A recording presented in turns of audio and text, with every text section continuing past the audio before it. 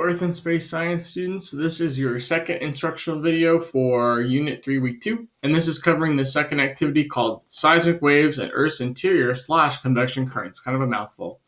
The reason it's so long is we're kind of doing two different ideas in one assignment. So in the previous assignment, we talked about what are the different properties of the different layers of Earth, whether that's looking at their chemical properties or their physical properties. Today is kind of like, how do we actually know that? How have scientists tried to figure out some of these physical and chemical properties? Because no one has ever been there. We've never gone beyond the crust. We haven't even gotten to the bottom of the crust yet. No one's been able to drill it all the way through. And so we kind of think we know these things about the mantle and the core and the rest of the crust, even though we scientists haven't physically ever been there. And so we're going to learn basically how did they gather some of that data today.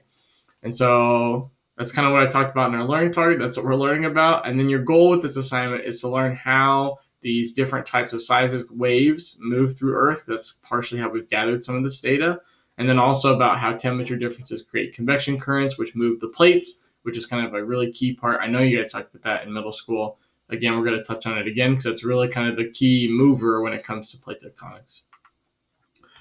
If we look at the lesson plan portion, again, we're kind of looking at the C, this video, because I like this guy that Q didn't, I don't know how to say his name. It's K something. He kind of goes through what's at the different parts of the sea, kind of interesting. And then I found this is actually really similar to what the Journey to the Center of the Earth activity up above for activity 1 would be. It's like a scroller, so as you go down, it will show you things at different levels of the ocean. And if you see, if I go all the way down, it's kind of crazy, all the different, emptiness that there seems to be, and then there's just like a random whatever. And that's really what the above activity should look like too. So if you didn't get it to work, essentially it was this, but it was, what? Have been lost trying to reach? Oh, that's scary. Hopefully people were not in those subs.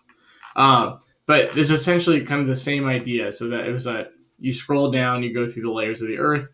We're just going through the layers of the ocean. These texts are kind of cool. Anyway, kind of a neat thing just to kind of help you get a different idea, a sense of the scale, because all the ocean is on that crust, that first layer, and that's our thinnest layer too. I'll go through how to do this assignment in the directions here, so tune in for that, and have a great rest of your day. Bye-bye.